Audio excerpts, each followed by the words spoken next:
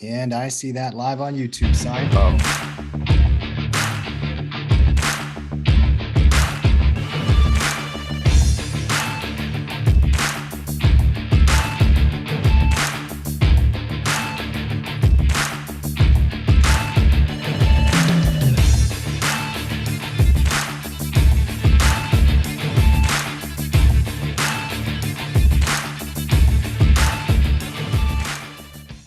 And welcome out to our program here on a Tuesday, 10/19/2021. It's our daily show we call the Halftime Report, where we go through the stock market, commodity market, look at economic data, anything related to financial markets that's important to help us run our daily routine as a trader. We break it all down, we analyze it, give you some insight here as the coaches at Tackle Trading. And welcome back to our community.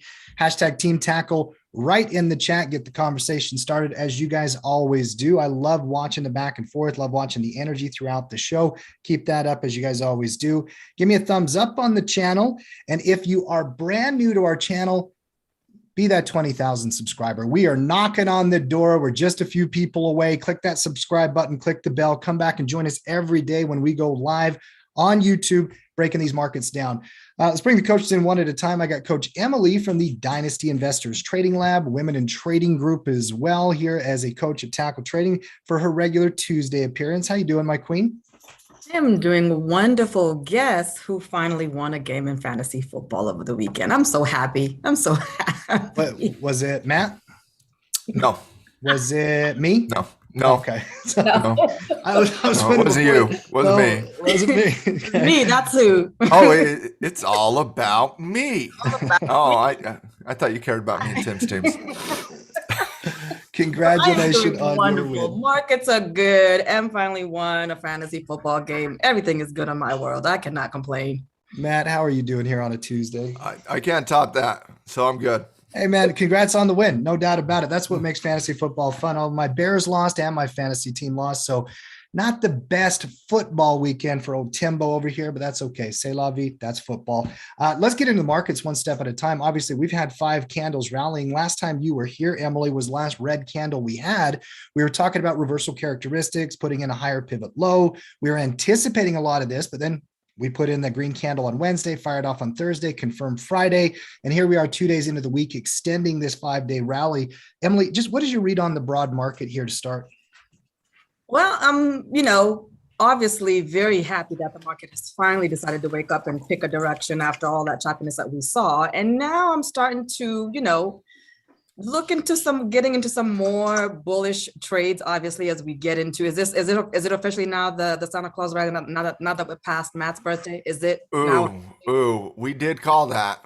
We did call that. We said we're going to make this an annual tradition as market participants. My birthday, October 13th, is going to be the official date we all look to. And so it's okay to say Santa Claus rally now? We can start saying that? I'm not saying that was part of my analysis, but that is the low price here in the reversal. So that is the increase in support. I'm just saying, Mama's got to go buy some Christmas presents. So I'm definitely looking to get into some more bullish trades here. It's one of those moments where one has absolutely something to do with the other. With the supply chain gluts, we might need to start Christmas early this year, because they say if you aren't buying Christmas presents right now, they may not hit your desk or your door in time. People are out there, they're shopping as they always do a little bit earlier. So maybe Santa Claus can start in October. I don't know. Why not? Has done it historically. We're 5 days into this, Maddie. I know tongue in cheek here to start, but what's your read on these market conditions? No, a couple things. Number one, such a key technical indicator, and we can talk MACD, RSI, stochastics, all those traditional indicators that I literally never, ever, ever bring up on the halftime report. There might be a reason for that. Mm-hmm. But the key indicator you want to look at in reversal analysis is the pivot confirmation. And last week I put out a video for Matt's whiteboard, and I'll have another video for the Step System Mastermind tomorrow for Matt's whiteboard. But the last week's video I talked about reversal analysis, and all last week in the halftime report talked about reversal analysis. But the key indicator you really want to look at is that increase in support. And once you come into the deeper retracements, it starts to increase the probability of having an increase in support. And that's what transpired as this flag pattern got gobbled up. You see support build. Its support builds very similar to the left shoulder over there. You start working your way back up into resistance. You blast through resistance, and you see the continuation and the result of that analysis. And yeah, it does look like Santa Claus is coming to town a little bit early, but Christmas is still a couple months away, and we got a lot of road to travel between now and then. I do think you got to appreciate the current momentum of the marketplace. 5 bars into this nice little pivot point, the momentum hasn't shifted. We're seeing the continue on the buy side. Yesterday, as we came into the market, the overnight action right here showed a little bit of difficulty, but from Monday's cash open throughout the entire next 24 hours and change, you really haven't seen any weakness to this marketplace as it's starting to build. And then you look at the current market condition.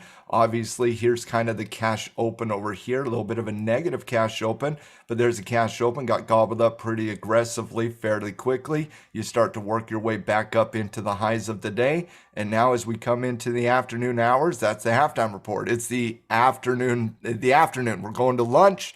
We're now, Wall Street's at lunch. Everybody's taking a little bit of a break. You see the hesitation here. That's pretty normal as we go through the 6.5 hour period of trading. Now we wait for the close. But again, I haven't seen any volatility shifts after the pivot confirmation. In fact, I would say if volatility changes has happened, they've been happening on the bull side. So.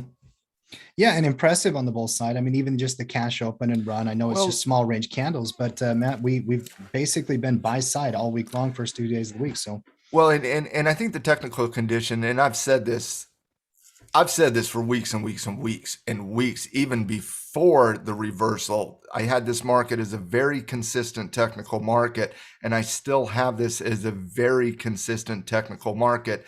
But I do want to talk very quickly about just very quickly about one sector to show as an example a little bit of the thirst we're seeing in the marketplace. And I think this can be a positive. When you're looking at Johnson & Johnson here today, Johnson & Johnson is firing off the lows. It's up a very impressive 2.79% today. Obviously, it's got some massive chop called the 200-day moving average that we're going to have to navigate on Johnson & Johnson. But when you're coming off the lows, it's extremely rare that you're not fighting for a lot of resistance levels as you try to reclaim that glory, right? It's like, yeah, you had your high point, you've had a little bit of low point in your life, and you got to fight through all that noise to reclaim that glory. Well, you got to fight through that 200-day moving average. You got to fight through that 50. You got to fight through previous pivot point analysis. And so that there are going to be some battles here. But you got to look at where it's coming off the lows. And it's very impressive to me that Johnson & Johnson is firing off here today. And I get that everybody and their dog out there is reporting increase in guidance, increase in guidance, increase in guidance. Guys, Tackle, you know me very well. I'm going to give you my honest read here.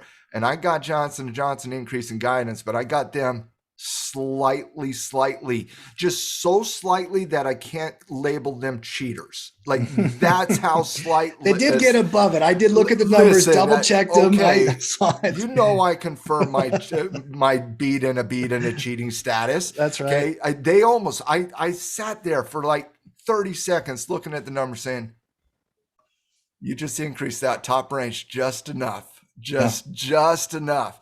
And so, yeah. Every website out there, every financial media out there is reporting Johnson & Johnson, beat and a beat, and they came through with positive guidance. And I'll say, yes, Johnson & Johnson, here's your raw numbers on Johnson & Johnson. They came in at 260.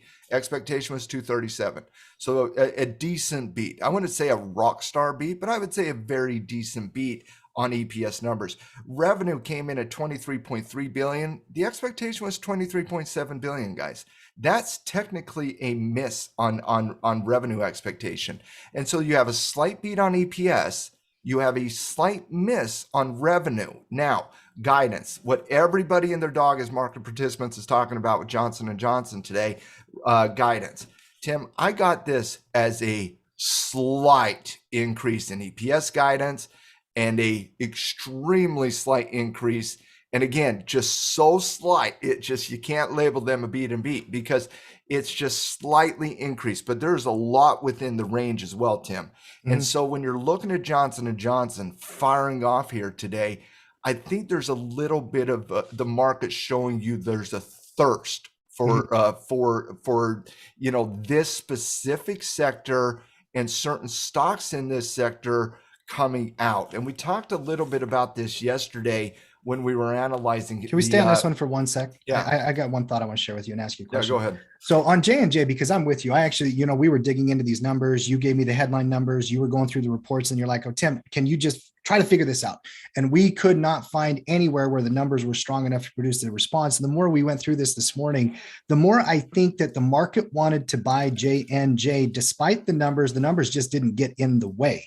And so when you came out and you had that cash open, a lot of that back and forth, then boom, you take off. To me, that's even a more encouraging sign that maybe there were buyers ready for this type of thing here this morning. That's just my own speculation on that, Matt. But the overnight action, it really doesn't support like a buy or a sell. A lot of volatility in that overnight action. It wasn't until the conference call and then specifically on the cash open, and let's get in there. You see the cash open right here, specifically on that cash open, you see it kind of fire it off and then it consolidates as it starts to work itself into some more important resistance levels, i.e. the 200-day moving average. So again, I think it's fairly impressive. And I think it's a little bit telling that the market is firing off here. And they're obviously looking at this with those, how you can see glass half full versus glass half empty. They are obviously seeing this as glass half full because it is one of those scenarios. This is not a rock star report out of Johnson & Johnson today. It's just not. The numbers aren't there. You have a slight beat on EPS. You have a slight miss on revenue, and you have, again, just simply because I have to, we have a slight increase on guidance. But I wouldn't exactly say they're riding home and saying, oh my goodness, look at all Johnson & Johnson did.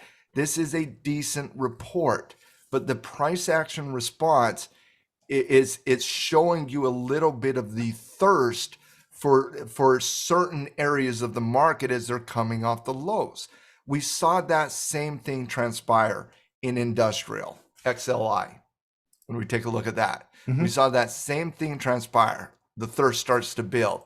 You saw that same thing happening on energy off the lows. There's a lot of negative, positive news coming out into here off the lows. You saw that thirst start to build. And once it broke out, this was just a great trending environment. When you look at basic materials, you saw the same thing coming off the lows.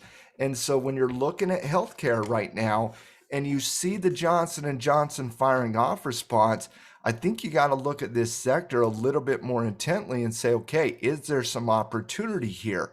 Now, the one thing I'll say on this is I do have this as a confirmed W formation. I think you have to have this as a confirmed W formation. Johnson & Johnson was the first, but remember, JP Morgan was the first last week in finance. And JP Morgan, it wasn't until we saw the whole story of finance really take hold throughout the week with all those reports coming out of Morgan Stanley, BlackRock, and then the ultimate Goldman Sachs coming on last Friday before you started really building that confidence within the financial space. It was not just one or the other. It was the collective of all of them that really started showing a little bit of a market theme. Right now, we only have Johnson & Johnson. We have a very good price response on the backs of a decent report. That's a positive that I feel moving into the sector.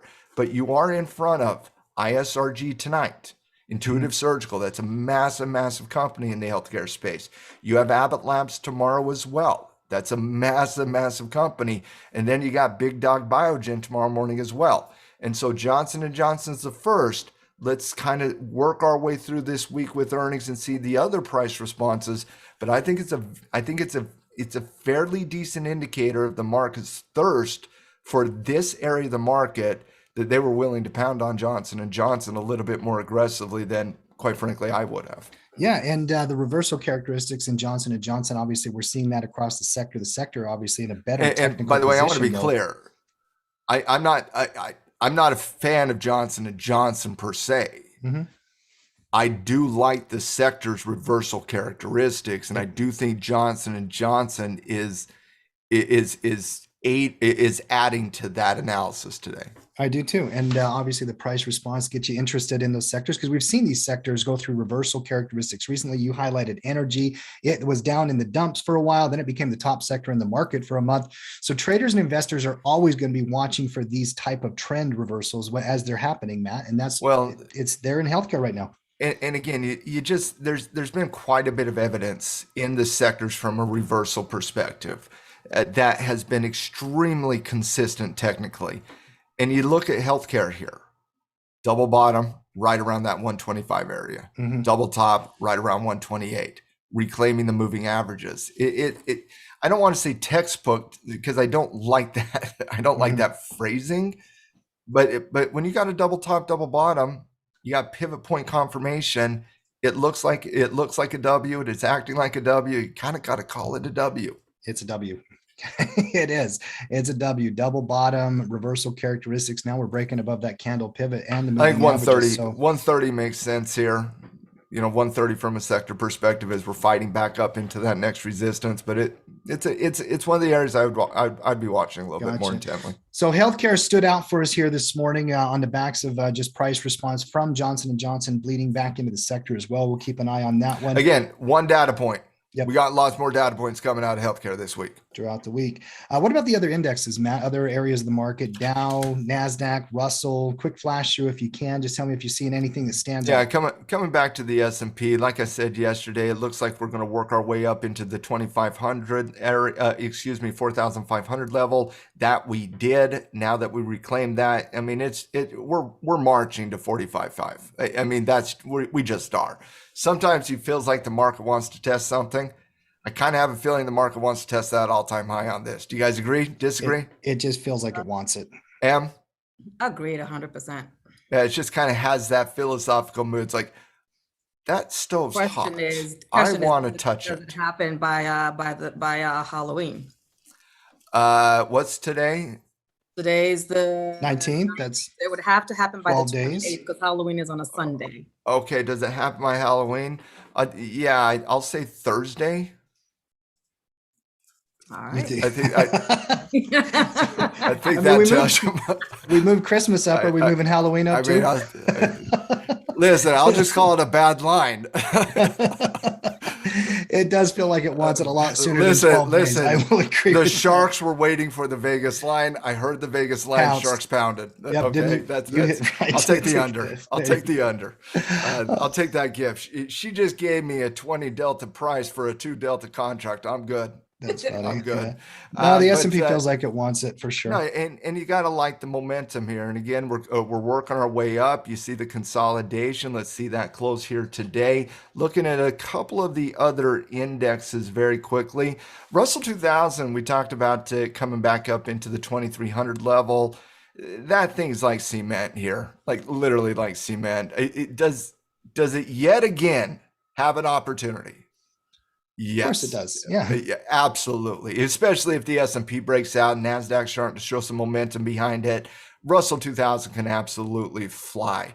But the cyclical index here that really kind of does track everything has had a very difficult time breaking out of that 2,300 level recently. We haven't even gotten above 2,300 literally since June, July timeframe. And so that 2,300 is going to be a resistance level that's going to attract some selling behavior. And even if it doesn't, 2,350 to 2,366, that's a very, very powerful level of resistance as well. My point is, I still think cash flow condor traders are selling bear calls with confidence until that level is violated with some degree of momentum, with some degree of volume, and most likely some degree of theme attached to it. Again, you're just talking about 2,000 stocks with 1,000 of them that are growth-based and 1,000 of them that are value-based. And when growth starts getting attracted, value comes down, it offsets the index. there's got to be a powerful force to really kind of align that Russell 2000. And last November, when you had the economic reopening theme that was like everybody and their dog adapted very quickly, yeah, that was one of those themes. But so again, you got to like the current momentum. It broke out of that volatility triangle we discussed from last week. But again, 2,300 to 2,366 is just rock solid resistance levels. Now, if we do break 2,300, are people going to be interested in small caps, mid caps? 100%. Sure. 100%. You'll see front running behavior between 2,300 and 2,360. The real action happens above 2,360, though. That's where it gets really interesting. From the NASDAQ perspective, I think you got to be very impressed with the price response over the last 5 days.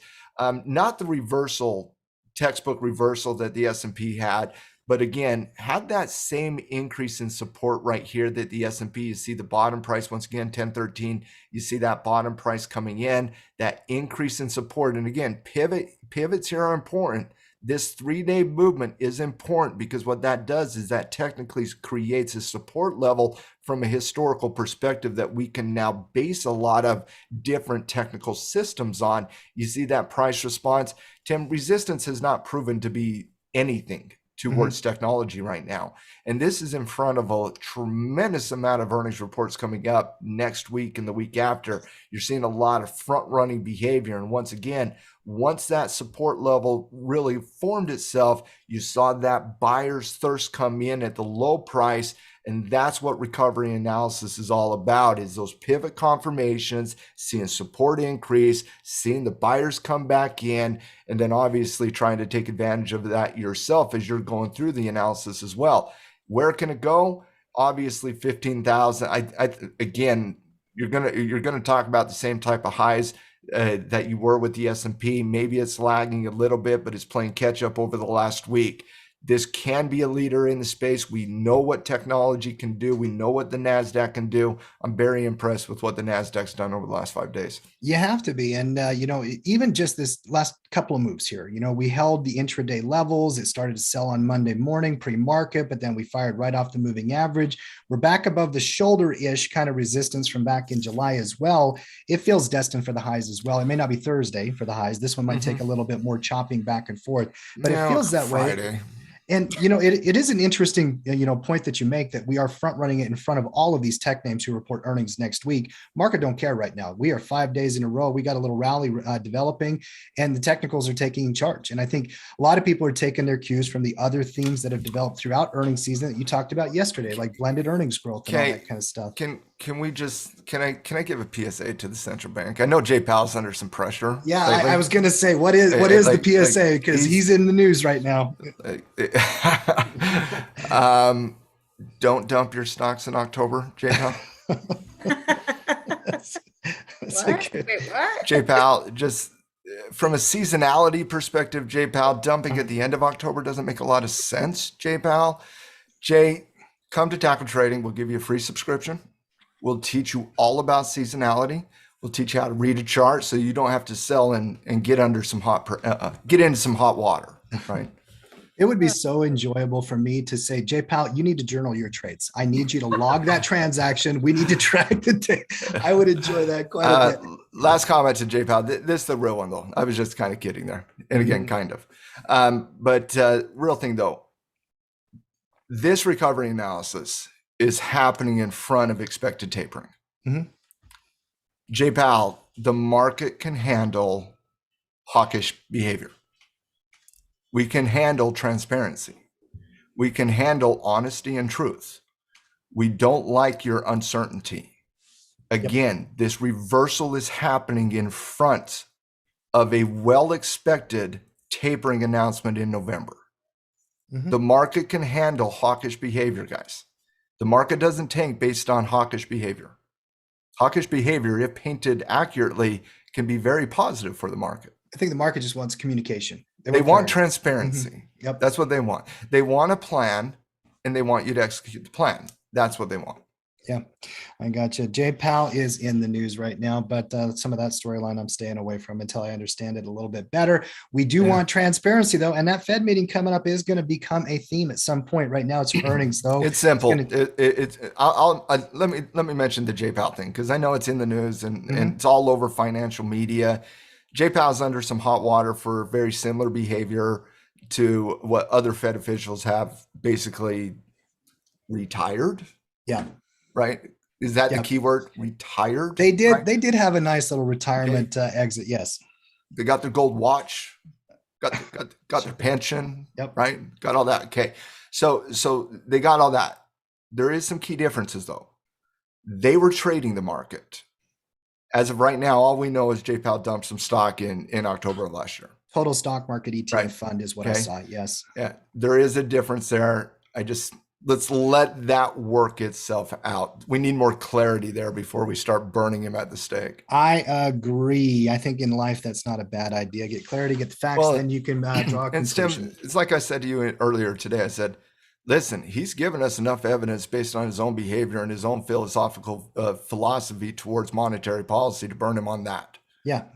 We don't need to make up other stuff. We Let's hit got him on plenty. monetary policy. We have plenty we could talk He's about. given us plenty of ammunition. Like, Uh-huh. Let's wait for that. The details for the other. oh, I have a lot more itself out. soapboxes. I'm sorry. Let's move. Now let's move on now.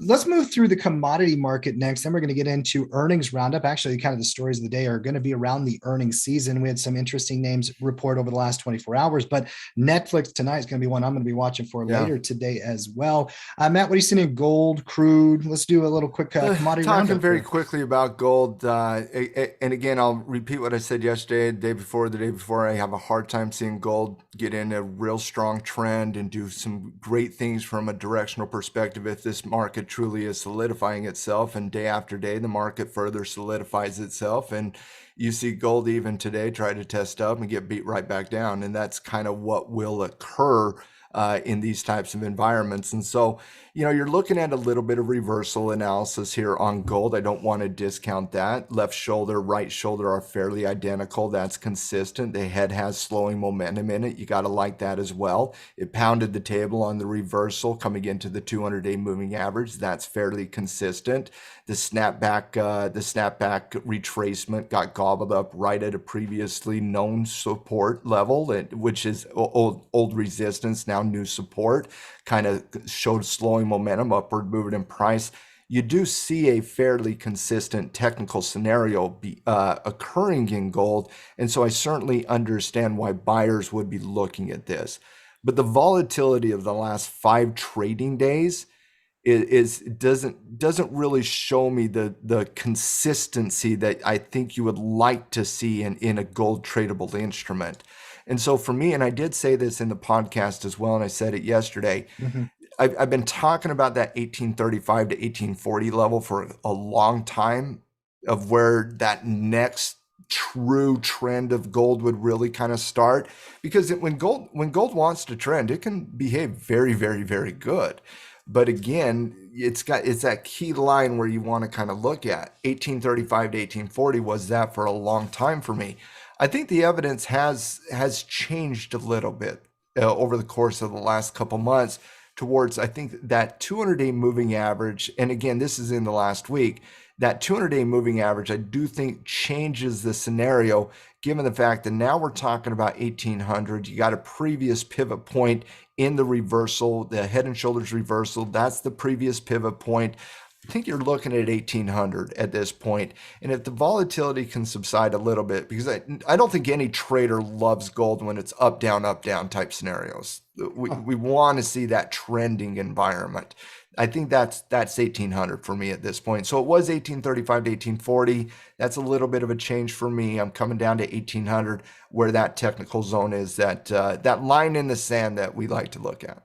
Yeah, and gold, obviously below 1800, you got that resistance pivot that we can clearly see from a technical perspective. But something you said yesterday on the podcast I thought was particularly insightful, and I think it really explains what's happening with gold. You got all these industrial metals that are running right now, like look at silver here today. But those are risk-on assets, where gold is a risk-off asset, and the market is just in too happy of a mood right now, Matt, where it's a risk-on attitude. 5 days in a row, we're charging up. Gold's just not getting the traction that maybe some of these other counterparts like silver is here today. Gold will be seen by the market as safety.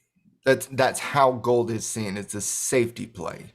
And so when there is a risk on mentality in the market and we're willing to take on growth, gold's not a great participant in those environments, because again, it is seen by most market participants as a safety play. When you're looking at it, it gets wrapped up into all the other metals because we think gold, silver, platinum, palladium, copper, they're all part of mining metals. They're all within GDX. We just kind of wrap ourselves around all of them collectively when the simple reality is silver, platinum, palladium, and copper are more industrial metals, which are far more economically sensitive than, say, the precious metal of gold. And that's the only thing I was trying to say yesterday. Emily, silver grabbed my attention this morning. Is it something you've got on your radar right now? I've been playing gold miners. I've been playing, a lot of these different companies. Newmont Mining, I did a naked put and a leap on last week. What is your read on these metals markets right now? You brought it to my attention this morning, so it's definitely back on my radar. Definitely love this movement. And like, Matt explained, gold doesn't really fit into that category of growth and, when people are on risk on. And so my mindset with silver is obviously going to be way different with gold than what I have with gold. So silver is definitely, a tradable instrument for me where I can do a couple of things with it. Whereas with gold, it's just, it's just cash flow, do whatever I'm going to do with that, long-term holding position for me. But silver is definitely piquing my interest now. For those of you team tackle out there, just a little bit of a heads up. Tomorrow night, Coach Emily and I will be going head to head in the Trade Masters. So I'm just doing a little competitive research Mentor here, versus mentee. Oh, I'm so excited. Oh, I am so excited. We're going to have fun. Can I set a line? Yeah, Emily's going to win. Vegas refuses to set a line on this one. Lines off the board. Too much money came too quickly on them. All I will say is we're going to have a great time. We're going to bring great picks and maybe one in silver or metals. Emily, I'm doing a little bit of digging in right now, trying to figure out where your head's at these days. But no, that'll be tomorrow night. I'll have more to talk about that tomorrow. Let's keep flashing here. Crude oil continues to ride the lightning. It's just up. I don't see anything in the chart to really update there, Matt. What are you seeing in crude? No, same thing. A little bit of a test of the 9 EMA, but doing a little bit of a consolidation. I like the price action over the last 3 days. I would like another couple dojis as we try to form an intraday resistance level that could be triggered upon. So can that be 83? We're testing it here. Another couple dojis. I think 83 lines up really, really well. Outside of that, you still have this as a momentum trend with an intraday trigger above it. And then Bitcoin last, today, Tuesday, the SEC did not block the BITO ETF from getting listed. It is trading now on the New York Stock Exchange. And Emily, you even had a very interesting question about that this morning. I want to get to that here in a second. In fact, why don't we go to BITO? Emily, you were asking They're about not in stimulate trading. Oh, I see. You were asking about the ETF just in regards to, do you approach it like an IPO? Is that right? Is that kind of where your head was? Yeah, because it's a new product that's in the market, right? Today is the first day we got a candle out of it. And although it's, it's an ETF that is backed by obviously the futures in Bitcoin, I was curious, like, do you treat this as an IPO and just kind of wait for the dust to settle, or just jump on it if you've been waiting to get into an ETF that, that is Bitcoin related? Personally, I'm not the candidate. I'm not the target market to buy a Bitcoin ETF. I have direct exposure through Bitcoin. So I have to think through that in terms of somebody who maybe does not have any exposure to it right now. I think it's going to track the futures market. I think you could, you don't have earnings reports. You don't have other data that you need to. We're tracking futures pricing right now. Bitcoin's been bullish. I think you can kick it on a watch list. Matt, the volume today on BITO was impressive. If volume is there for a while, it could be something. And I know this is a story where if it was 5 years ago, I would have been much more excited about the story. You and I talked about this at length on the podcast yesterday. Bitcoin's just so healthy. There's so many different ways to play it. Like, look at Coinbase today. Coinbase running, rallying, looking great. I even saw that the old Grayscale Bitcoin Trust wants to make it so that their trust is going to be an ETF to maybe compete with some of these other ones as well. Matt, just what you read on the crypto markets here as we get the first Bitcoin ETF trading on the very first day on the New York Stock Exchange. Well, to go back to Emily's question, was the question regarding the how investors treat BITO, or if they should treat it? If you haven't had exposure to. All right. So if my mother came to me and asked me, okay, so instead of my mother coming to me or Tim and saying, how many Bitcoins do I have? Mm-hmm. How many shares of this ETF should I buy? Right? Mm-hmm. Would we be comfortable with her doing that? Is that the question? Because if it was an IPO, I would say no. Right, of course. That's why I asked. Do you treat it like an EP, like an IPO, or do you just start trading it off the bat? Because it's it's backed by the futures. It's already an existing product. We're just now getting the ETF version for it. A couple things. Number one, I do see this ETF as a little bit different than a typical IPO creation. That's number one, and the reason being is we know what the ETF is backed on. So one of the things we have hesitation with an IPO is we don't know market history and market behavior around certain price thresholds. That's right.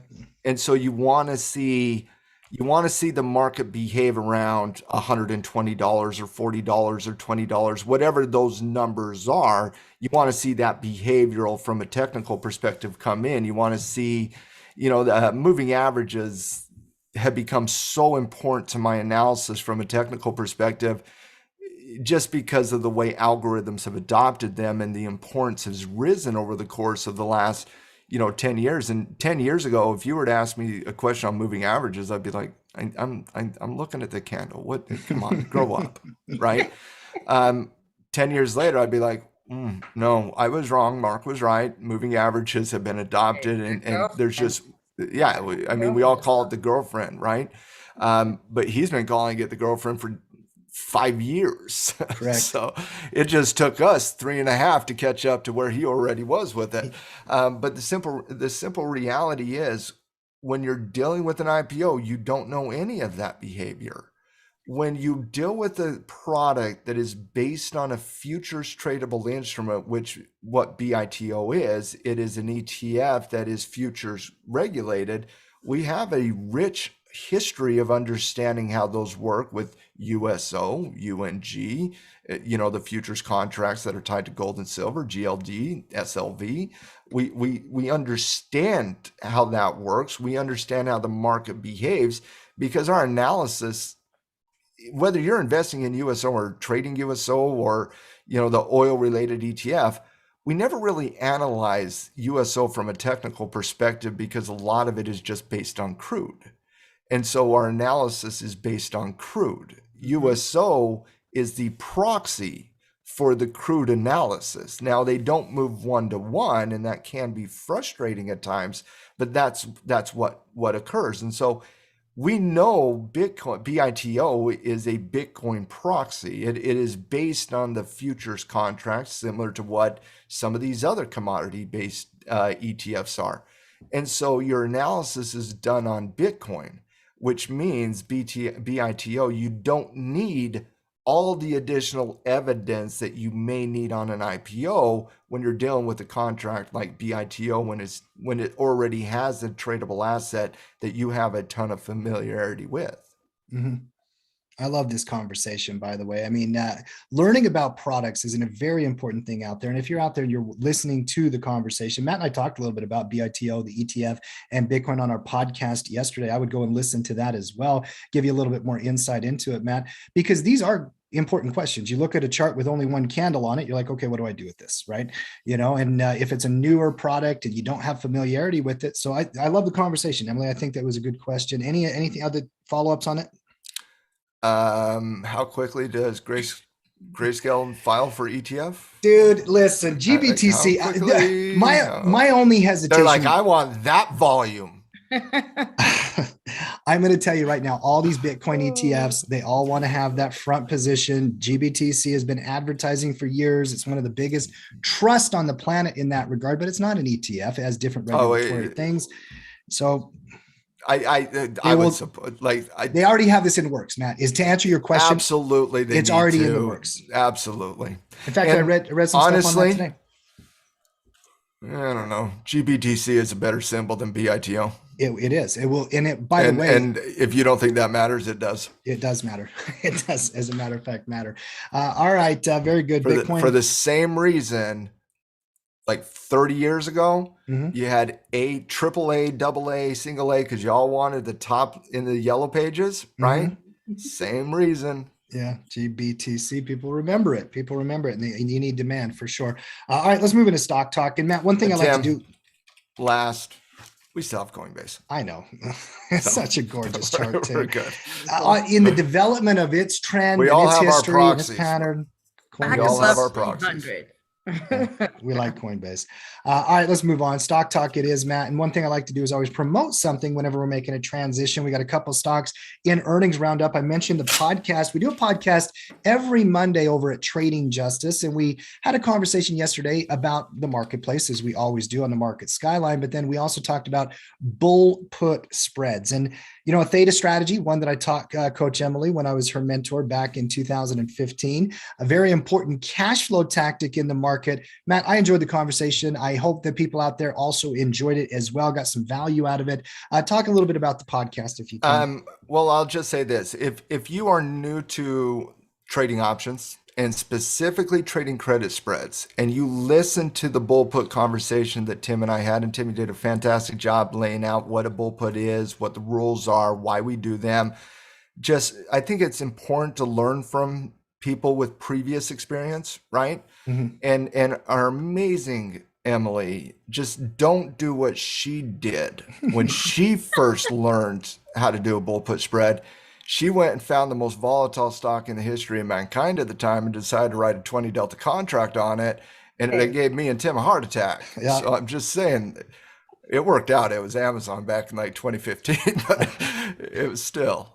If I remember right, Netflix was involved in like the second transaction. Yeah, she's like, I think when she said, "Let me scan for betas of under 2," she actually accidentally said +2 beta. I think she did.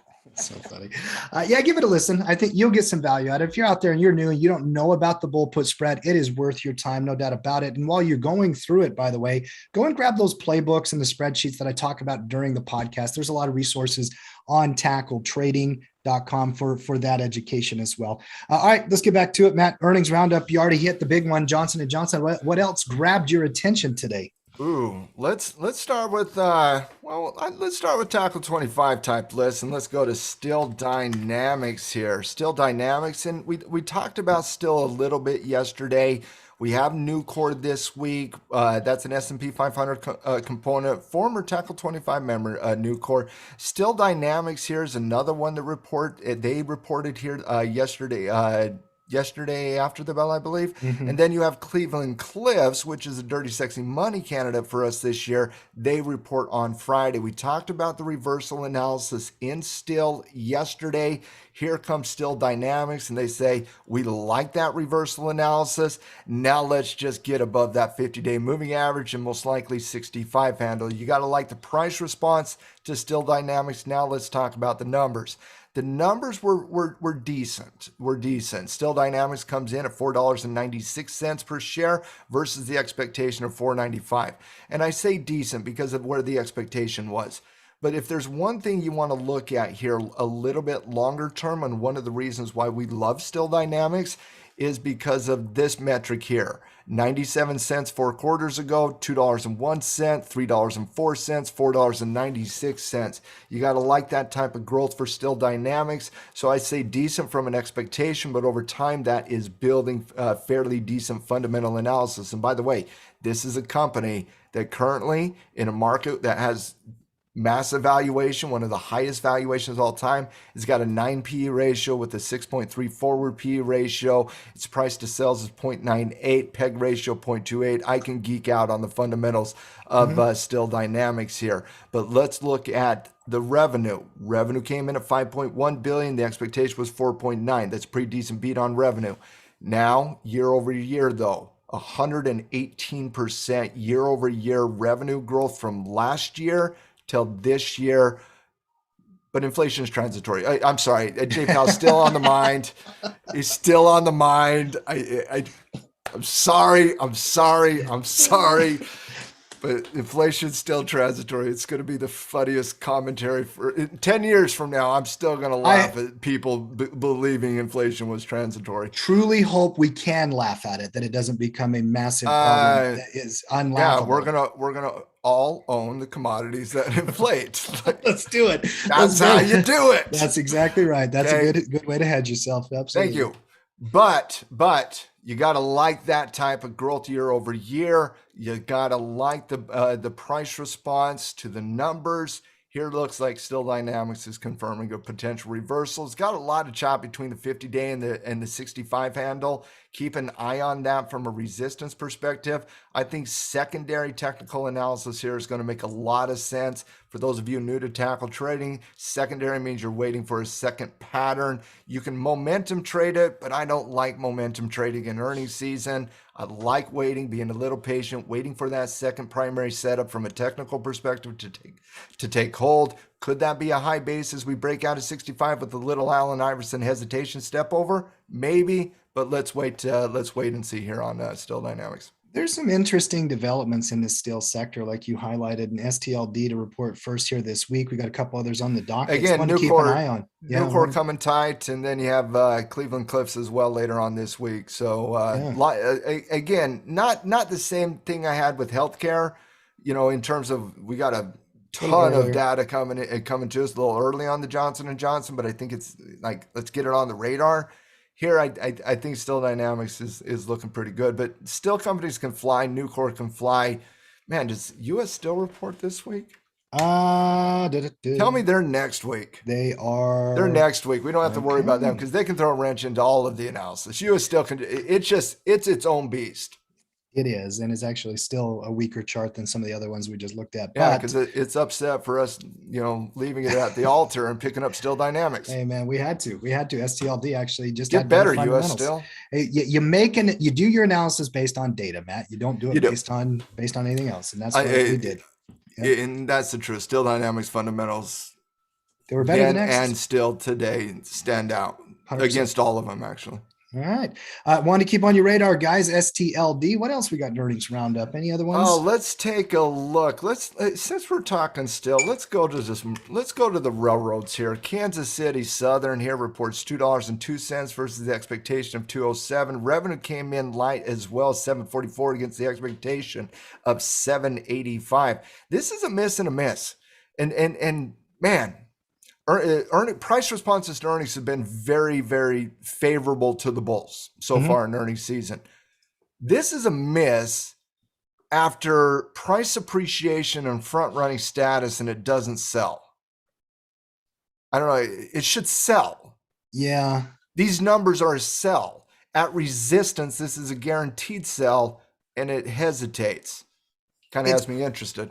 Yeah, it's probably all that acquisition stuff that they went through the year. I bet the markets are just like, I don't know what to do with it. Honestly, I bet that's what they're approaching it like, because you look at all the gaps in the back, they were either in a deal or out of a deal, or in a deal or out of a deal. So, or maybe they just don't want to sell because the market's firming up. And it is firming up. No, that could easily be it as well, as we're pushing up here. I'm just saying, if the market wanted to sell, these are numbers that are a sell, and the price chart is on at a level where it could justify a sell as well. That's all I'm saying. And it didn't. So did they cite any supply chain issues or anything? I didn't dive. I'm going to dig into this one. Yeah. I'm going to dig into this one because that's what I've been most interested with transportation companies, Matt.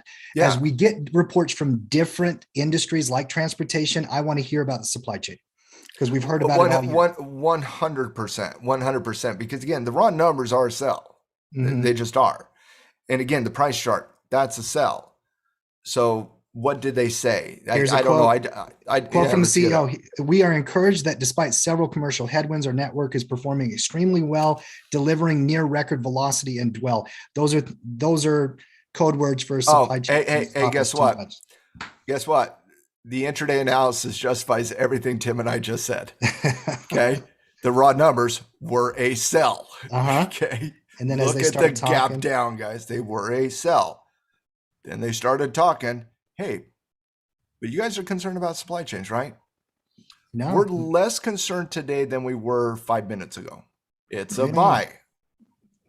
That's how it works. So yeah, that the actual technical analysis just kind of paint that picture as well now. I'm glad you brought this one up. All right. Any other ones we got here today? Any positivity at time.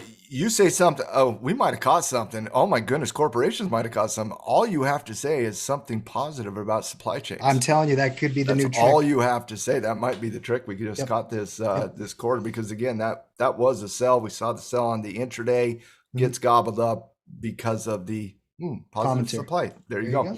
All right. Let's move on to Halliburton here. Let's stay in industrials. Halliburton has had just a wonderful momentum price chart over the course of the last month or so. Lots of front running status here.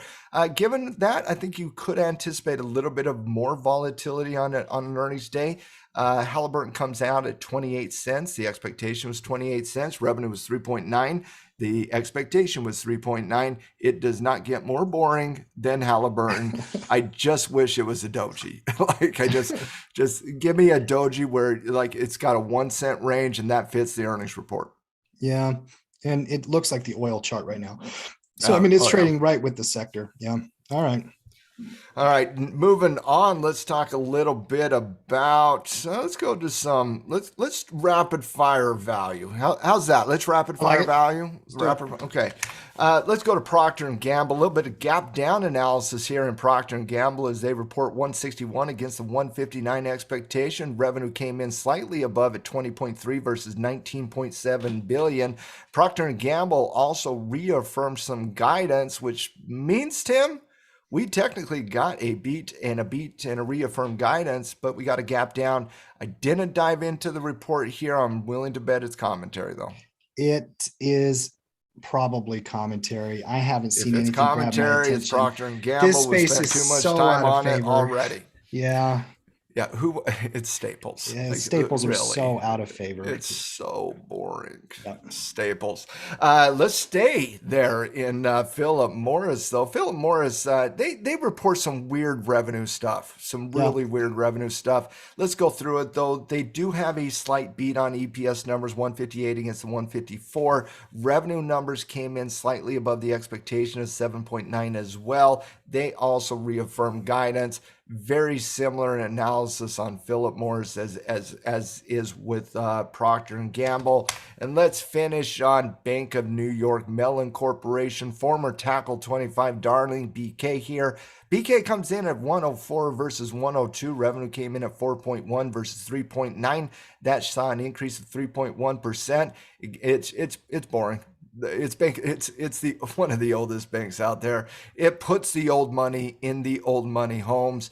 That is the Bank of New York Mellon Corp, and they had an earnings report that fit that description. And that's one of the most interesting things about the company. It's a pretty much a snooze fest for me. I know, but I kind of like the pounding at 56. Sure. I just like it. I like how it comes down, snapbacks, and comes right back. Shows you a little bit of strength and a thirst of appetite for this type of stock. I like the price response to BK. Held the 9 EMA. All right, very good. The 9. Again, the 9. That's all I got to say, just the 9. That's right. That's right. I was going to do it in a German accent there for a second. Nope. Tim stop lost me.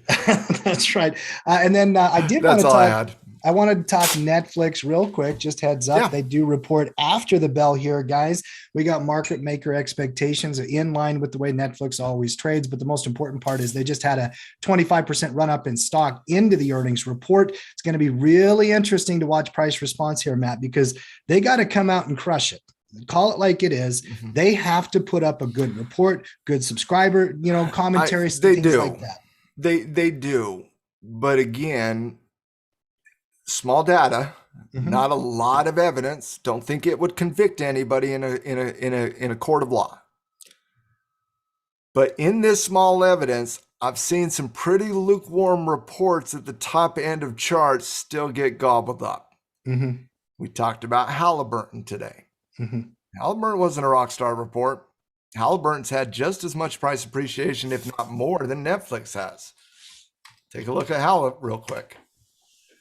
In the last month, since last expiration, okay, we go from 1950 to 26 and a half and change. That's more growth than what Netflix did in the same time frame. This was that's 30%. Yeah, and I think Netflix like 26 or something Mm-hmm. like that. They're close. Point is, they're really close. Similar explosive type behavior.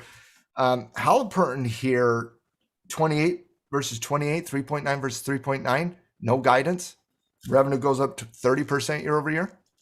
It's not going to wake anybody up. No. Like literally anybody, and yet it stabilizes. You looked at Kansas City Southern towards the top end of the chart, and all it took was some nonsensical commentary of something they're making up in the future. Mm-hmm. And that's all that took to maintain some degree of stability. You took a look at, what was the third one I was looking at here today that did the exact same thing? Oh, Bank of New York Mellon Corp. Being what? BK. Yeah. You know, it's went from 50 to 58 in the same time frame. That is amazing growth for a stock like BK. And yet what transpires? Extremely boring report, not necessarily justifying the recent run up, and yet a little gap down, gobbled up at 56, comes right back up into the range. Mm-hmm. So my point is, like, I've had this expectation on Netflix recently that because of the explosive growth, right? And in the last month, you're up 580 to 640. Okay, that's nice growth. But in the quarter, you're up like from 540 to 640. Typically, I have one of those moments where I'm like, wow, you gotta show. I don't know. Maybe not as much. It's a popcorn earnings report. I'll tell you that. It is one that you stay around, you watch after the bell. I will be watching. What is the market maker move? 33 over under. We are going to gap beyond that. I believe. I do believe that it's a good line. It's 6.5%. By the way, I've done Netflix earnings trades for 15 years, so I know this company's volatility history. 5 to 7% is fair. Yeah, it's more than fair. Yeah. So 33 would put that at 60. What would that be? 67. So right there. So 67 or back to 600 is what their volatility projection is. So basically, we're in that box. Mm-hmm. Oh, it's a good line. Oh, it is a good line. What's the options market doing? There's a reason it's a good line. That's the liquidity of the options market. I'll tell you that. It's the beauty of the financial system is why it's a good line. But I do think it's a good line. It's all priced for fly tomorrow. Yeah. I'm going to try to hit the mid on this one, Tim. Gap outside the range, come back within it. It could do that as well. I've seen it's going to tingle the hairs on the back of your neck if you're a short strangle trader. Correct. Yeah. Correct. This is not a strangle candidate. I'm just saying if you're playing that type, condor it. I will just say that. At least hedge yourself if you're going down those lines. But we'll break this one down. Emily, what about you? Inside or outside that range? It's a good range. Knowing Netflix, it will be probably outside those ranges. You watch, Matt will get it dead right. It'll gap out, come back in. It will, yeah. It's going to go out and come back in. Yeah, it's done it 3 out of the last 4 times. I was just taking the historical probabilities. That's all I was doing. That is probability analysis. So we like it. All right. We'll break Netflix down tomorrow when we get the numbers, get the price response, and get any analysis that we can to see what's going on with this company. And it is a juggernaut lately. I love the technical condition heading into earnings. We'll see if we get a tradable pattern after. You never know. That's why earnings are what they are. It's been a great performer over the last couple months. People that have been trading Netflix, investors in Netflix, they've been paid handsomely, no doubt. It does have to justify some of that price action, though. And No, it's not just Squid Game. I agree. Squid Game's not going to do it. Impact value will not get you far enough on this one, guys. You got to put up revenue and EPS. You can't just make something up. You got to show us dollars on this one, right. guys. Exactly you can't right. just Excel spreadsheet this one. Nope. You got to show the money. Nope, that's exactly right.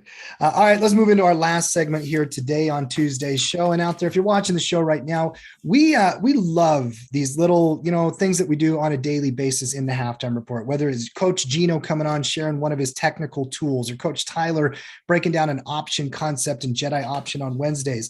The Queen's Court, though, is probably my favorite segment of the week because it features the Queen herself, who is the head of the Dynasty Investors Trading Lab. She has a wonderful mindset towards markets, trading, and investing. And she has been one of my students for the better part of 7 years now, 6 years, I should say. Emily, what do you got for Queen's Court here today? Okay, so you guys know me. You know that I like to keep things very simple, right? And I have this motto of if it ain't broke, don't fix it. So prior to us starting the halftime report, I was still eyeing these sectors that we have been, obviously looking at because of their strength, like energy, like financials. And that's where my mindset was this morning, as to coming in and maybe potentially giving you guys a bull put spread or something in the financial markets, or, in those areas. If Matt, if you could give me a quick flash at XLF and XLE, just to kind of show folks why these areas of the market have been very strong. And that's why I'm still in these sectors, because again, if it ain't broke, don't fix it.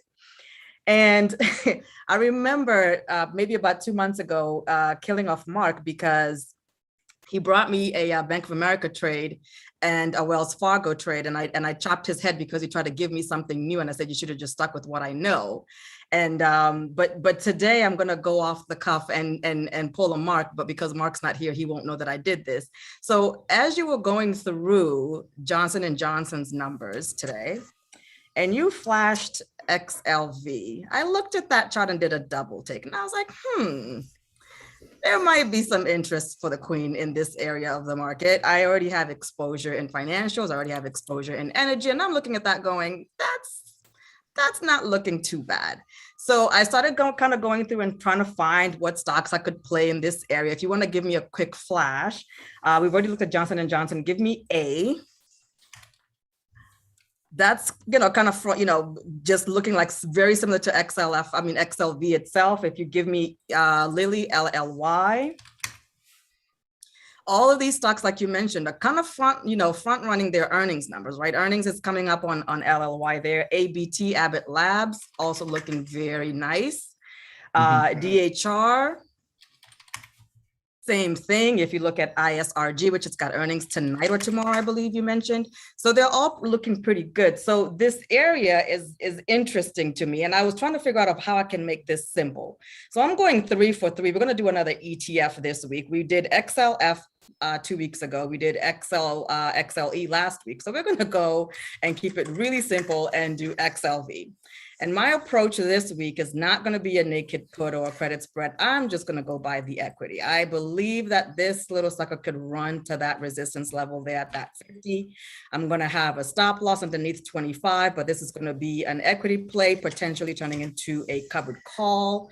But yeah, I'm just going to keep it very, very simple this week again, because that's what I like. But I am going off cuff because I was planning on looking at something either in financials or energy today. But that chart on XLV looked very, very pretty. That W formation there, I mean, it's easy. It's simple for me, and I don't have exposure here. So this is not a bad way for me to start to get some exposure in the healthcare after what Johnson & Johnson is reporting and what all the other ones seem to be kind of doing, which is, kind of jumping on those earnings numbers ahead of them actually reporting earnings. So that is my potential play. What do you guys think? Just straight equity, buy the shares on XLV, stop loss, and potentially turn this into, it's a position trade for me. So it's not a trade, it's a position trade here, just buying the equity outright, cover calling it once we get up to those resistance levels, stop loss underneath 125, easy breezy.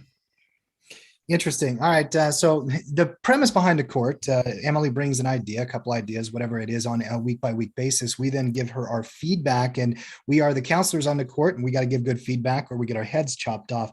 Matt, You go first. Oh, I can get killed first. Okay.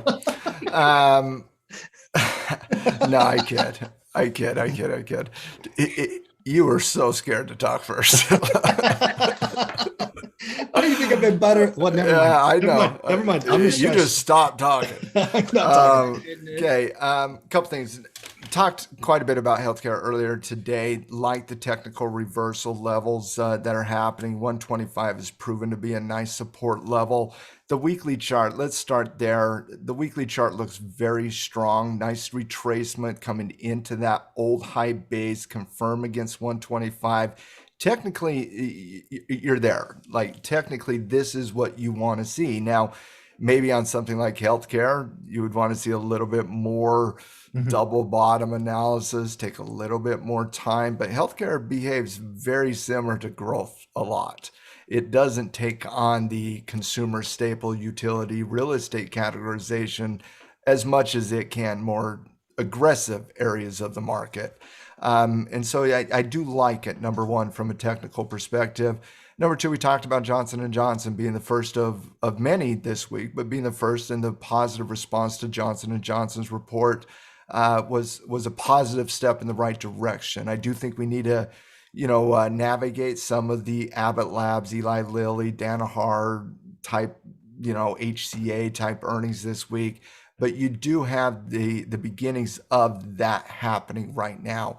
Here's what I really like about it for the Queen, because when I talk to the Queen, I really want to talk about the risk the Queen might have, because that's what this is about. The Queen trusts that if the analysis is true, the money will follow, but it's about controlling the risk. And what I like about the 125 is a very similar thing that I was arguing on GDX for quite some time. I'd like that 30 handle, and that 30 handle is kind of like that 125 handle, right? From a technical perspective. But the reason we really liked it was the backstop. And the backstop is if that support fails, does it have a support level that is going to drive it back up? And that's what that backstop is. So I'm a pitcher. Right, we got the Major League Baseball playoffs going. I'm a pitcher, throw a wild pitch, it goes to the backstop. Well, that 200-day moving average was the backstop, and it didn't even get down into there before the recovery, but that was kind of what the analysis was based on. You can cover your risk because you have that backstop there. Well, coming back to healthcare here, you got to like that 125 level. Well, the backstop there is that 200-day moving average. You have that. And the reason I like that is we know wickety-wick nonsense. We know earnings can create volatility, and volatility is the kryptonite towards technical analysis. So you have that little bit of a cushion between 125 and 123.72, right where that 200-day moving average is. So if you do test anything under 125, it could stabilize fairly quickly. I like that beginning point. And when you're looking at this weekly chart with confirmation, you get back up above 130, it's a stone throw to get back to 137. You can start to see the beginnings of trend analysis happening on healthcare right now. And again, I just want to say for the 14th time today, it's early from an earnings perspective. We got to see a little bit more data points, but the evidence is starting to build here. I like it, and I like the risk here as well, Lem, given the fact that you have that 125 handle with the 200-day moving average right underneath it. Yeah. Here's the thing. I'm looking at this, I'm hearing Matt, and we've been talking about it all morning. I think that there's a common sense idea here, so I'm not going to critique the concept at all. You got the W pattern, reversal characteristics breakout. I will highlight one extra thing that I kind of like about this opportunity is the options are dirt cheap. If for whatever reason, and I don't think you need to do this, by the way, even in front of these earnings, there's 10 companies in healthcare report earnings this week outside of what has already happened. We got about 10, 15 next week, something like that. You showed so many really interesting reversals or even strength.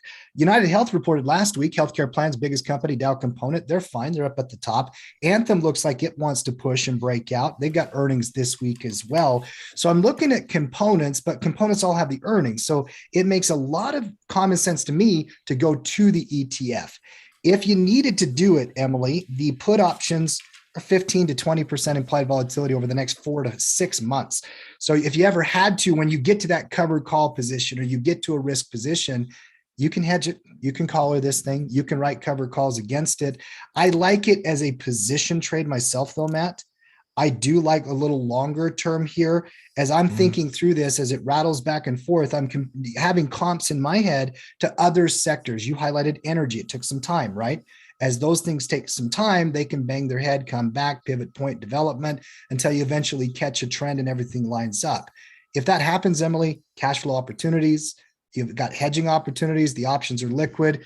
I've got no critique against it. I like the equity and I like position trader longer personally. Okay, so you both agree. We do. Yes. Now, I have to find a reason to chop off Tim. I really do. I can't. Well, you don't really need a reason. Yeah, you just do it. I do. So Matt was starting to lose there because he did refer to me as M one time. Tim did twice while you were in Queen's Court. Now, in the comments in the chat on YouTube, Smooth K791 asked you guys to rise. He stated all rise. So I think that's going to be a thing now. Rise. Court all rise.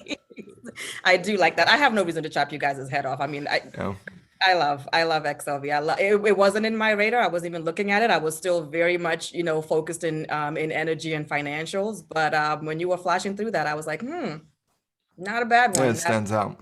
Yeah, it does. And, I'll tell you, one of the reasons I like sector analysis as a part of top-down analysis every day that we do that is when things do shine, it can kind of point you to where you need to start making decisions in your own portfolio. If you're all in tech or you're all in energy or you're all in materials, keep an eye out on these other sectors as they're developing, and you can play them through the ETF or you can play them through the individual names.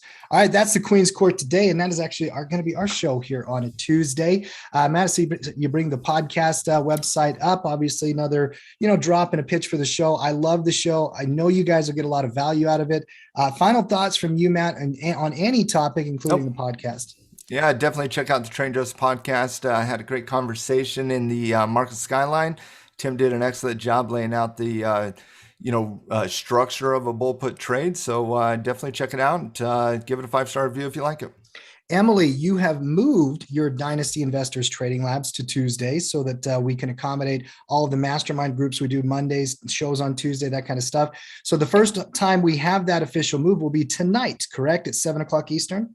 Yep, the Queen can be fair, to most people except you. So, there was demand for people to be able to attend those other mastermind groups on Mondays. So I graciously moved the labs to Tuesdays at 7 p.m. so that everybody else can be on the mastermind groups on Mondays. So make sure you guys are on those mastermind groups on Mondays, and then I will see you guys at 7 p.m. Eastern time for the Dynasty Lab tonight. By the way, if you want to try those labs out, just like our pro trial, we've got a 15-day trial to the trading labs for our pro members over there. You can join one lab or you can join all of them. I would join all of them, get a feel for what they're all about. Head to the store tab on Tackle Trading. They're going to be right there just as you go down the front page. All right, guys, that's our show for a Tuesday. Have a wonderful rest of your day. We'll be back tomorrow, same time.